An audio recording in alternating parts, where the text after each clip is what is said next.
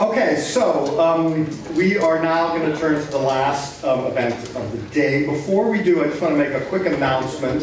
So tonight there's actually a dinner at my house for, I wish my house was big enough to invite everybody, but unfortunately it's not. So it's a dinner for conference participants and their families or posses, whoever they happen to come with, and assorted Berkeley students and faculty. And an email should have gone out to you from Alexandra giving instructions about how to catch a ride to my house. We're going to leave directly after this keynote for the dinner. So hopefully folks don't mind not having a chance to freshen up back at the hotel, but we're on a bit of a tight schedule. Okay, so let me now introduce our keynote speaker, Elizabeth Fu, and she is going to talk for 40 minutes. She'll then field 15 minutes of questions, maybe, and then we'll break up. Who is Elizabeth Fu? Elizabeth Fu serves currently as Chancellor of the College of Information and Cyberspace, also known as the CIC, at the National Defense University. Prior to joining the CIC, Ms. Fu served as the Principal Deputy Assistant Secretary of Defense for Special Operations and Low-Intensity Conflict in the Office of the Secretary of Defense for Policy. She also held key leadership roles within the Department of Defense, including Principal Director for Cyber Policy and Principal Director for the Secretariat for Special Operations, where she oversaw the organization, training, and equipping of U.S. Special Operations Forces. Ms. Fu has twice served on the National Security Council staff, first as Director for Southeast Asia in 2007 to 2009, and then again as Director for Southeast Asia, Oceania, and East Asian Security Affairs from 2013 to 2015. Within the Department of Defense, she has held positions such as Director for Space Engagement Policy, Director for Global Threats, Country Director for Southeast Asia, and Assistant for NATO Policy. Ms. Fu previously served as Assistant Professor of National Security Policy and Strategy and the OSD Chair at the Dwight D. Eisenhower School for National Security and Resource Strategy at the National Defense University. She was also an adjunct professor at Georgetown University's Walsh School of Foreign Service. Ms. Fu is a graduate of the Eisenhower School, where she earned a degree in National Resource Strategy and received the Commandant's Award for Excellence in Research and Writing. She also holds a Master's of Pacific and International Affairs with a focus on Southeast Asia from the University of California, San Diego, and here is the most important one, a Bachelor of Arts in Political Science with high honors from the University of California at Berkeley. It took me a while to get there. But the truth is that the first class I ever taught at Berkeley in 1995, Elizabeth Fu was in that class as maybe a junior 30 years ago. And I've been in and out of touch with her over the years, but this is the first time we've actually met since that experience, my first experience teaching. Elizabeth's service has been recognized with numerous awards, including the Presidential Rank Award in 2024, and a host of other awards. I'm not going to go through them all, but believe me, it's a long list. She was a term member on the Council on Foreign Relations and a member of the Pacific Council on International Policy. Because she has had so many official positions, and she's a high-level figure, we actually wanted to free her up to speak from the heart, and so she's going to be speaking to us today as an individual, as a private citizen, not necessarily as a representative of any of these entities that she's worked with. So please join me in welcoming Elizabeth.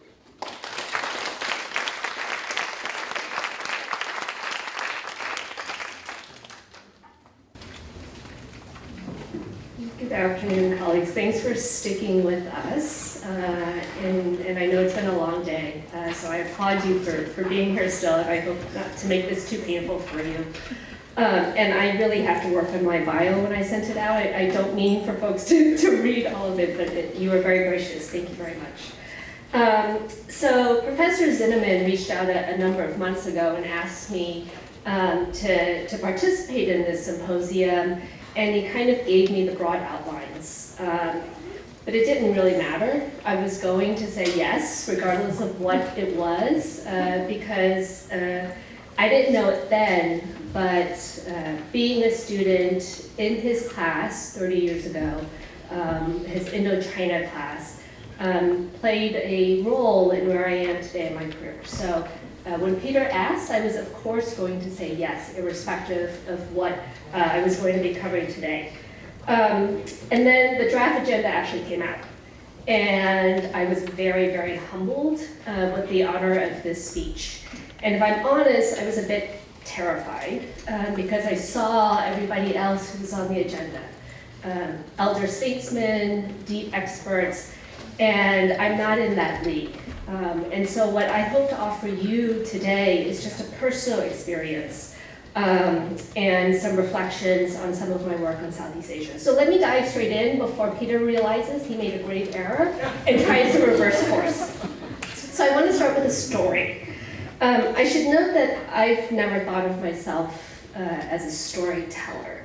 But as I sat down to think about what I would say here this afternoon, I was just flooded with stories.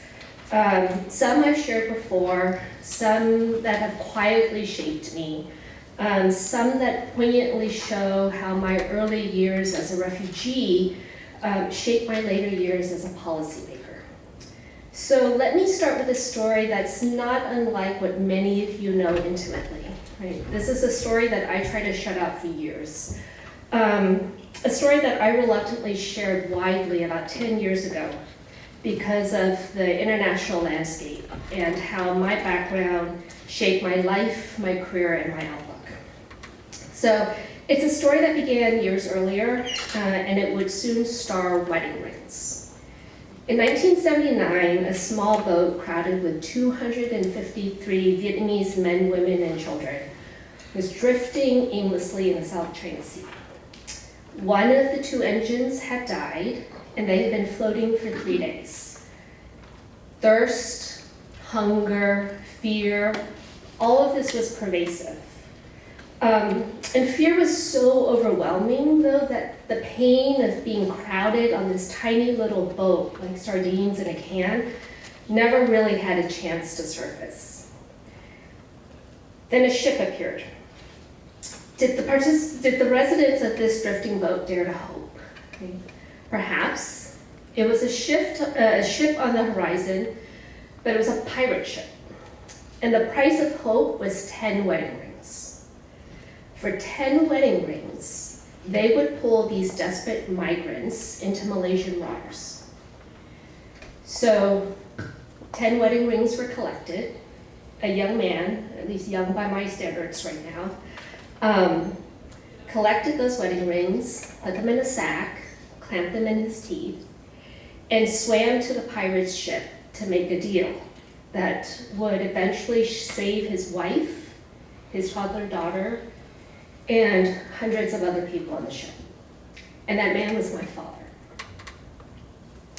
Today, as we gather to discuss the challenges of peace, U.S.-Vietnam relations since 1975, I stand before you not just as a former White House advisor who worked on Southeast Asia, and I worked on Southeast Asia for 2 presidents, but as living proof of how profoundly those relations have transformed both countries and countless individual lives. My story begins where many discussions of U.S.-Vietnam relations do, with the fall of Saigon. I was born in Vietnam shortly after that fall into a family that, as the communist government would see it, was on the wrong side of history. My mother was a nurse during the war. My father had worked for the US government. My uncle was an officer in the South Vietnamese Army. We were living reminders of an order that the new government was determined to erase.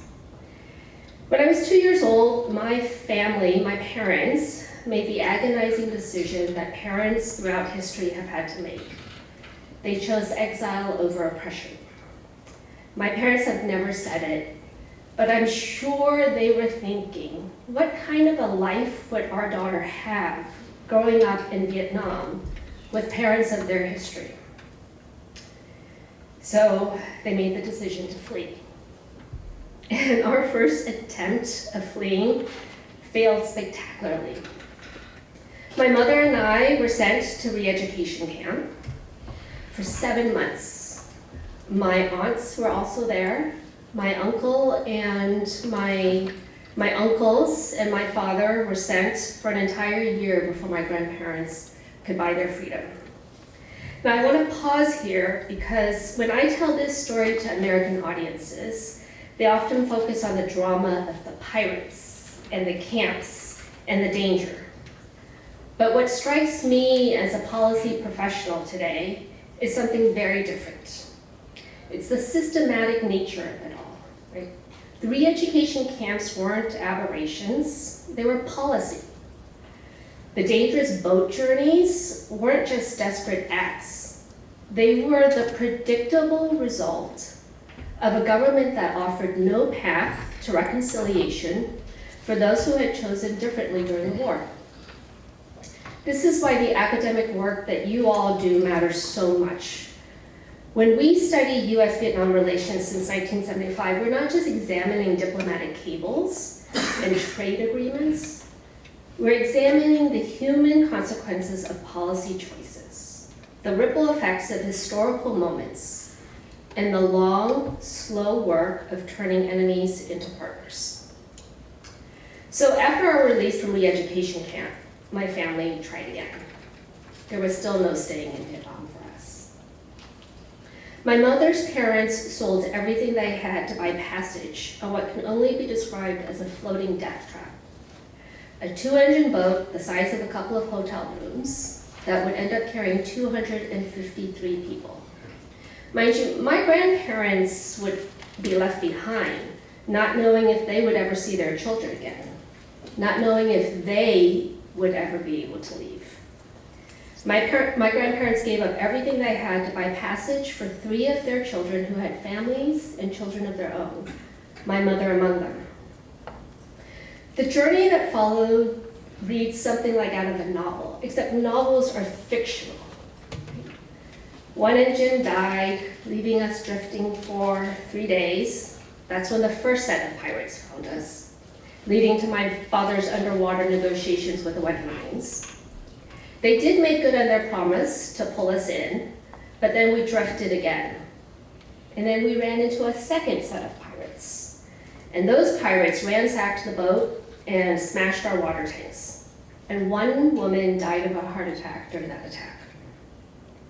It was 4 more days adrift before Malaysian authorities found us, and they pulled us to shore. Those Malaysian authorities saved us. They gave us a chance by bringing us to a refugee camp on Pulau Bidong. This refugee camp is where I had my first memories. I remember this big room, something like a community center that I would take my kids to now. And I played there, and I remember being able to tell nursery rhymes over a loudspeaker. There was this sense of community among people who had lost everything, but still found ways to take care of each other's children. My parents and their siblings sold the few remaining belongings they had to take care of us. My uncles hiked miles to gather firewood.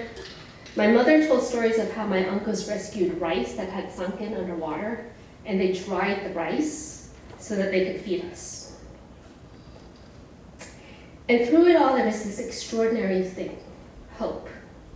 Not just hope for themselves, but hope that their sacrifice would mean that their daughter would have a different kind of life. On December 3rd, 1979, 1 month shy of my 4th birthday, we arrived in America, California specifically. My parents had $20 to their name, and we were en route to Ohio. They also had a few phone numbers of friends in Oakland, and so they called their friends, and their friends promised to help us start over, and they kept us in California. I was this close to growing up as an Ohioan. This story is one that my father told and retold repeatedly. As a child growing up, I dreaded it every time it came up. I remember these big family gatherings with family and friends, always filled with food, lots of kids running around, uproarious laughter, and if I'm honest, often blackjack at the end of the day. These gatherings that somehow always returned to these war stories. At least that's what it felt like to this little girl. If I were lucky, I'd run out of the room. At other times, I'd be trapped, and I'd have to hear these stories again.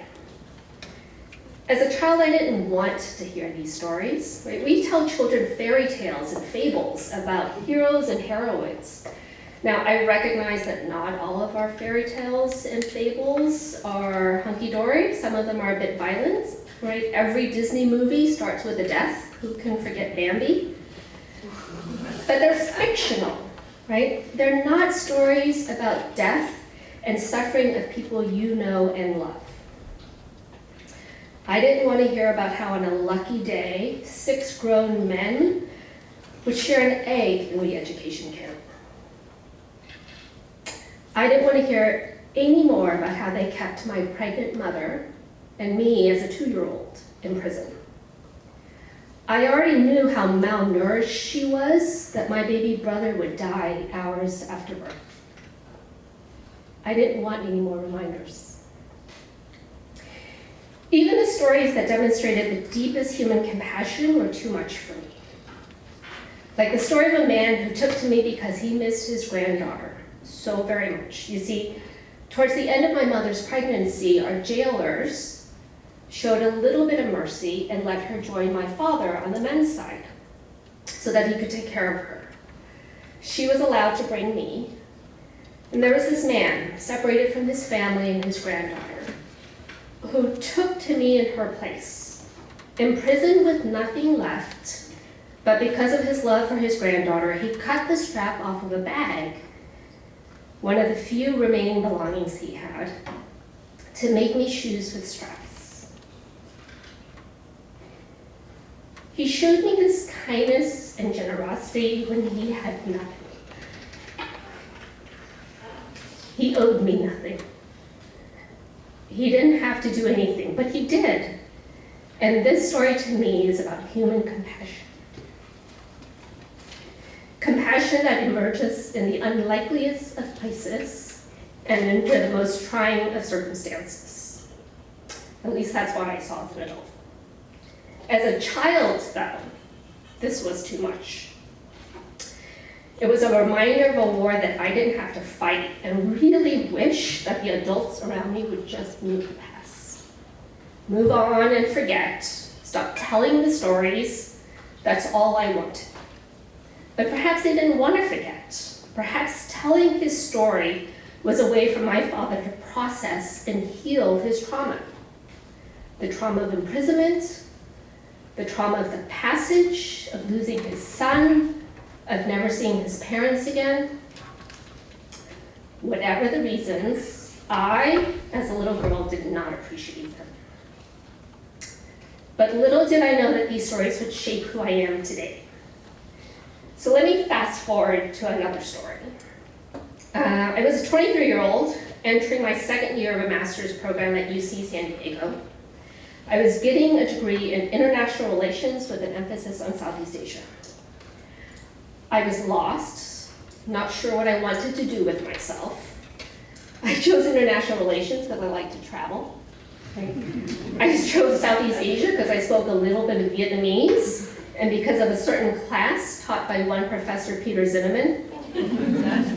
I had no clue what I would actually do with an IR degree. My parents didn't even know what an IR degree was.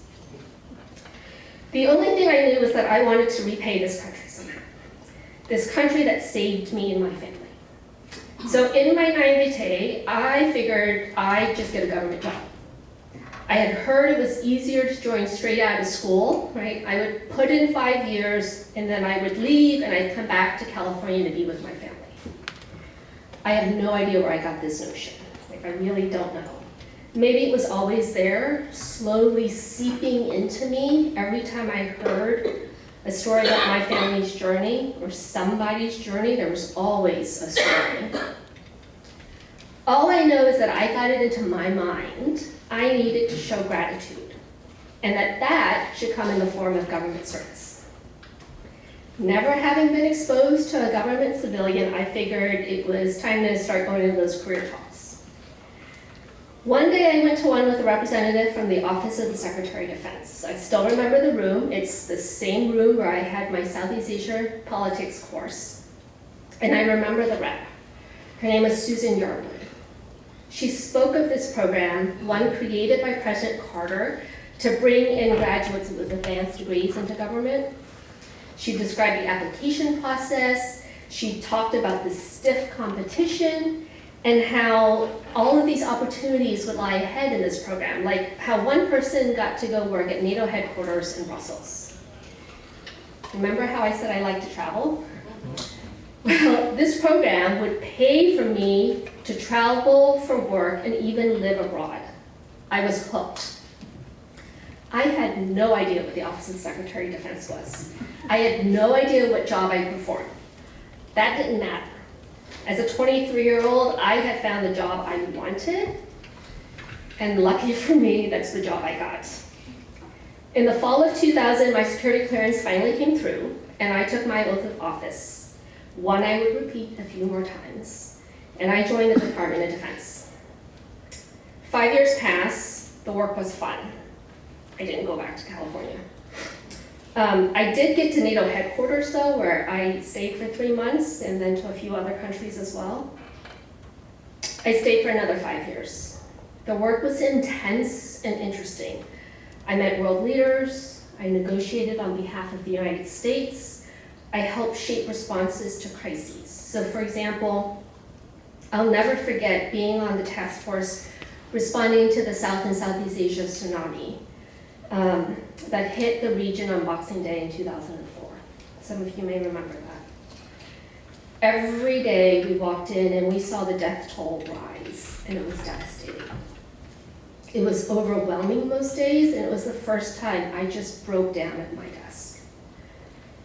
But eventually and steadily, we could also measure the help we were delivering. The amount of drinking water being filtered, the number of patients seen, the amount of rubble cleared. For weeks, we worked 20-hour days to coordinate that relief. It was physically and emotionally exhausting, but I had never been so proud. Sign me up for another 5 years. The work became addictive, and in 7 weeks, it will have been 25 years since I first took my oath of office to be a US government official. So I feel I've come full circle. I'm here because my family was forced to flee, and America opened its doors to us.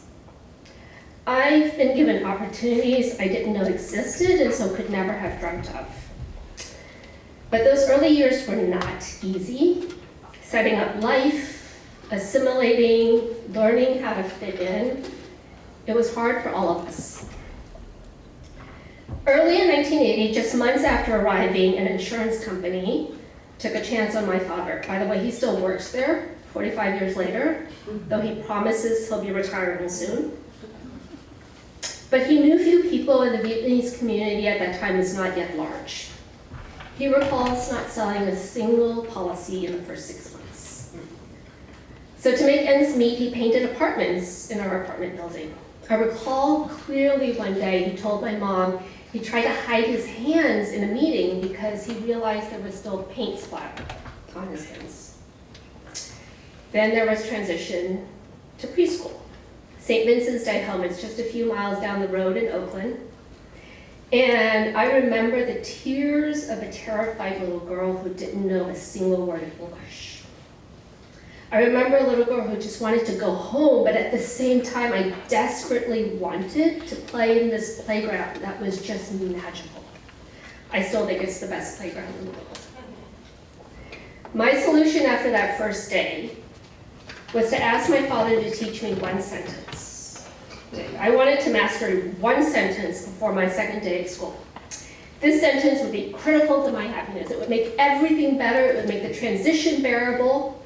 It would make everything all right. So I practiced all night long. And even as a 4-year-old, I understood practice makes perfect. And I remember this very clearly. The next day, I proudly and bravely deployed it. Teacher, can you please push me on this swing? I just wanted to play in that playground. And to make it my parents' work to bones, my mother put her nursing background to use and her fluency in Vietnamese and 4 Chinese dialects to work, finding employment in a doctor's office. She was on her feet 10 hours a day and prepped patients without today's endless supply of latex gloves. And I still remember her very chapped fingers that would tear through the hosiery she was expected to wear, but honestly couldn't afford. Then on weekends, my parents would together spend whole weekends driving from one home to another across the Bay Area to explain insurance policies. Now, it was my father's job, but it was a joint venture for the two of them. And right there with them was me and my baby sister, so I guess those business weekends were actually family affairs. The work never stopped, the stress was always high. At the same time, we were incredibly fortunate to meet people who opened up their hearts and homes to us to help us settle in. There were the colleagues from my dad's office, people who always checked in on me and invited us to share holiday meals with them. There was Mrs. Judy Myers, my first grade teacher, who will always be with me in my heart. You see, one day, she asked the class about our Christmas traditions and how we decorated our Christmas trees. When it came to me, I started to cry. I was 6 years old and had never had a Christmas tree. First, we're Buddhists. Second, a Christmas tree would have been a luxury. She hugged me and calmed me down. A few days later, as we were saying our goodbyes before the Christmas break, she pulled me aside. She had bought me a miniature Christmas tree. You know those little ones with the styrofoam balls as ornaments? She wanted me to be able to share in that tradition. And it remains the best Christmas gift I've ever been given. It could also explain my obsession with Christmas trees. As a Buddhist married to a Christian, I'm the one who insists on putting up Christmas trees every year. This is just one story of many that speak to the kindness and generosity we were shown as we settled into this adopted homeland. So yes, it was hard. It was very hard, but we were given a chance. I was given a chance.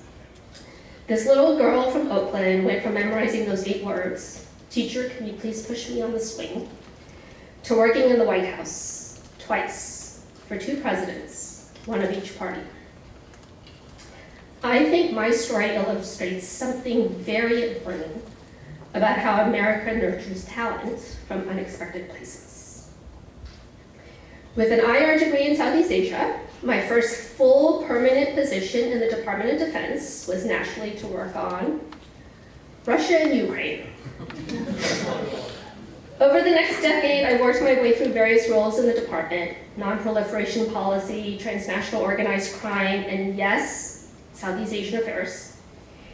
Each position taught me something different about how American power works, how policy gets made, and how individual decisions can ripple across the globe. By 2010, I was directing an office with a $25 million budget, overseeing policies to combat everything from maritime piracy to terrorism finance.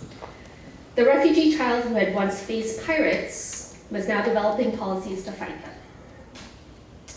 That would just be one job where my personal and professional lives would be juxtaposed. There would be others, and so there are a few other stories to tell. In 2006, I accompanied Secretary of Defense Donald Rumsfeld to Hanoi for an official visit. We had just landed from Singapore and checked into the Malia Hotel when I got a phone call. The Secretary was inviting me to join him for a delegation lunch with a few members of the delegation. It was a small private lunch. They had cleared. It was late, it was a late lunch, and so there was nobody else in the restaurant. And at lunch, he asked me about my story. So I fought tears and overwhelming emotions to tell him and others a little of my family's story. I was the youngest one at lunch, and I was the only woman, and there was no way I was going to cry.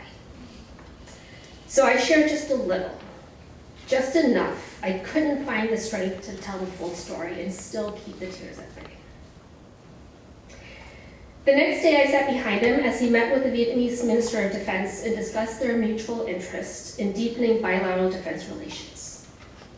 These leaders of militaries once dedicated to destroying the other, had shaken hands and were sitting across from each other. These leaders, representatives of once warring countries, were committing themselves to finding a way forward together. I was witnessing the deepening of relations with the same military that sentenced my uncle to nearly 10 years of hard labor camp and had sent my entire family to prison. In 2007, I got my dream job at the White House as Director for Southeast Asian Affairs, crafting policies for the very region my family had fled. I led the US response to major crises in Burma, worked on expanding security relationships, and coordinated diplomatic efforts across the region. In 2008, we announced that President Bush would welcome Prime Minister Nguyen Thanh Dung to the White House. Planning for that meeting fell to me. Working closely with colleagues from across the US government, I spent months making that meeting successful. I refined the agenda, I bird-dogged the deliverables, which is government speak for the agreements that would come out of the meeting. I negotiated the joint statement between the two leaders. I was working overtime on behalf of my adopted country to deepen relations with the country I fled. So from trade to education to dioxin remediation to security, I was finding ways for us to do more together. And of course, the US was seeking to do more because we saw in Vietnam a potential future partner. This large country with a young and highly educated population with high approval ratings of the United States could be a trade partner, could be a security partner. It was in our geopolitical interest to draw Vietnam closer, and that's what I was hoping to do. When I returned to the White House again in 2013, the irony became even sharper. This refugee child who fled Vietnam on a crowded boat was now advising President Obama on policy toward Vietnam and working again to find ways for our two countries to do more together. During my tenure, I had the opportunity to help shape a historic meeting in the White House. In July 2015, President Obama welcomed Nguyen Phu Trong, General Secretary of the Central Committee of the Communist Party of Vietnam, to the White House. The first visit ever to the White House by somebody in that position. This was the leader who embodied everything my parents had taught me to be mad about Vietnam. He embodied the pain, the trauma, and the destruction my family endured. And yet, once again, I was entrusted to plan this meeting and make it a meaningful success. Once again, I negotiated the joint statement. I was pushing for public commitments to policies that could have been unthinkable in post-war Vietnam, like a commitment to workers' rights and fundamental freedoms. Once again, I was doing everything I could to make my adopted country more connected through trade and security and science and education, through every path possible, to make it more connected to the country I fled. As I sat in the Oval Office, I had this overwhelming sense of pride. I was proud that, once again, this little girl, who had once been introduced to President Bush as a boat baby, was representing her country, her adopted country, but really the only country I knew and the only country I loved. And here's the thing. In all of these consequential meetings, I was entrusted with advancing America's interests.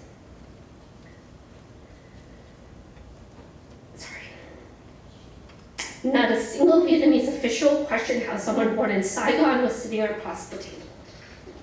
Not once did any US official question whether someone of my background could objectively represent US interests. That's a measure, I think, of how much both countries have changed since 1975, but it's also a measure of the strength of my adopted country. Vietnamese officials never questioned me as a US official because in America, you can become American. So this career progression from NATO policy assistant to Chancellor of a defense college happened against the backdrop of the broader transformation of US-Vietnam relations. Vietnam went from being one of America's most bitter enemies to its strategic partner in just 4 decades. And this didn't happen through grand gestures or dramatic breakthroughs overnight. It happened through the patient, unglamorous work of building relationships, one conversation at a time. Vietnamese students coming to American universities, American businesses investing in Vietnamese factories, veterans from both sides meeting to share their stories. And my career is just a small part of this larger story. Every time I walked into a meeting with Vietnamese officials, I was carrying not just official US positions, but a personal understanding of what reconciliation can make possible. Let me share a moment that crystallized this for me. I was meeting with a Vietnamese diplomat about regional security problems. We were discussing China's growing assertiveness in the South China Sea.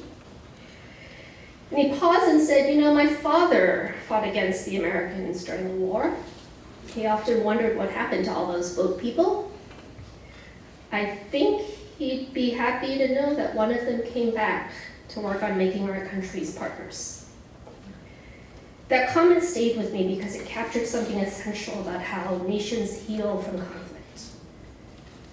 It's not just about governments deciding to cooperate. It's about people on both sides allowing themselves to imagine a different relationship. As I reflect on my journey from refugee camp to the White House, I see lessons that extend far beyond US-Vietnam relations. So first, reconciliation is possible, but it requires patience and perspective.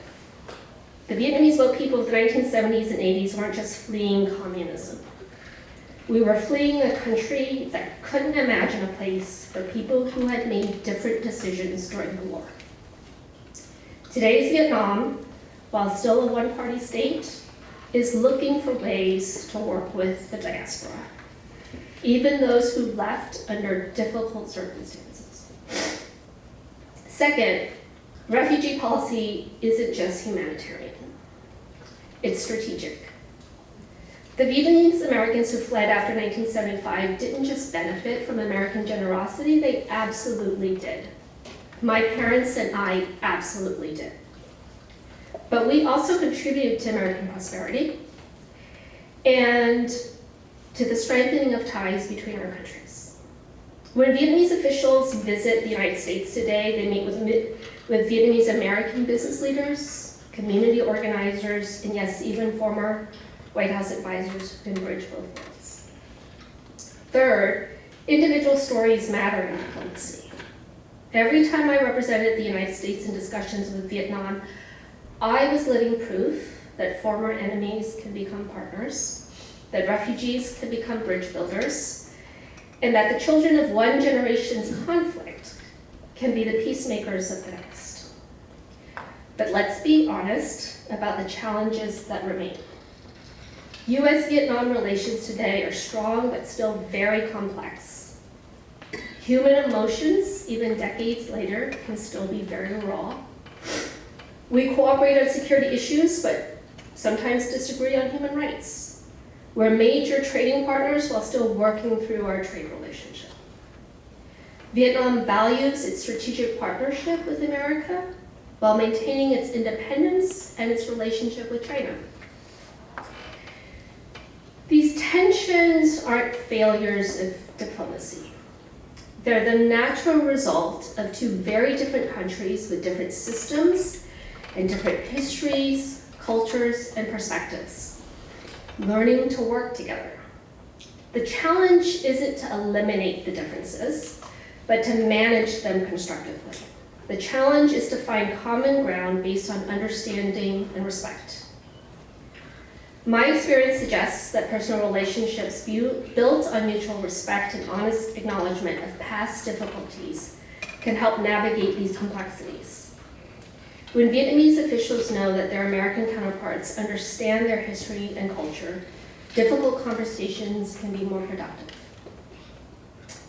I want to return to something I wrote a few years ago. And I wrote, "Only in America is a story like this possible." I still believe it's true, but let me explain what I mean. It's not that America is uniquely generous. America is generous. But many countries have welcomed refugees. It's not that America is uniquely forgiving. Reconciliation with former enemies isn't exclusively American. But what makes America unique for me is the combination of pragmatism and idealism that allows a country to turn former refugees into foreign policy advisors, to see former enemies as potential partners, and to believe that individual success stories can scale up into national transformation. My parents risked everything because they believed America would give me opportunities I could never have in Vietnam. They were right, but perhaps not in the way they imagined, or as expected. I think they thought they were giving me the chance to have an education and live a comfortable life in a free country. They did. But I don't think they imagined that they were giving me the chance to help shape the relationship between the country we left and the country that took us in. As we think about the future of US-Vietnam relations, I'm optimistic. Both countries have learned that cooperation serves them better than confrontation. Both have populations that see each other as partners rather than former enemies. Both face common challenges, from cyber attacks to regional security that require coordinated responses. The refugee child who learned to ask for help on an American playground grew up to understand that nations, like people, sometimes need to ask for help too. And sometimes the most effective help comes from those who have walked a similar path. My journey from Saigon to a Malaysian refugee camp to Berkeley to the White House didn't just change my life. It gave me a unique perspective on how countries can transform their relationships when they're willing to look beyond past grievances toward shared interests and common humanity. I began this talk with a story about my father swimming to a pirate ship with wedding rings clamped between his teeth. Let me end with a story of my own wedding. I'm married to a man from a slightly different culture. He's from Shreveport, Louisiana, where rice and beans are savory, while rice and beans to me are jia, and the best of desserts. When we met, my husband did not like pho. He had had it once in New Orleans, and he just didn't like it. And I was like, sorry, dude, this is a deal breaker for me. This was not going to work if you didn't come to appreciate pho. So I took him for his second taste of pho, and well, we've been married 14 years. I made pho a staple in his life, and he made king cake a staple in mine. We now have 2 sons of our own.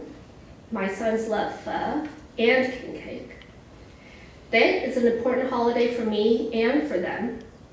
And there are always Christmas decorations up in our house every year. My sons Americanize ông ngoại and bà ngoại. They say ông ngoại and bà ngoại. But they're a perfect mix of Vietnamese and American. A perfect mix of the different cultures, histories, and traditions that we bring. And no one bats an eye when we walk down the street holding hands as a family. That's what reconciliation looks like to me. Not forgetting the past, but not being imprisoned by it either. Moving forward and building on the best of our past and present for our future. The challenges of peace in US-Vietnam relations aren't behind us. They're ongoing, requiring constant attention and care from scholars, diplomats, business leaders, and citizens of both countries, like all of you in the audience. But if a refugee child can grow up to advise presidents on relations with a country her family had fled, then I have to believe that any relationship can be transformed through patience, understanding, and recognition that former enemies can become partners, and sometimes even friends. Thank you.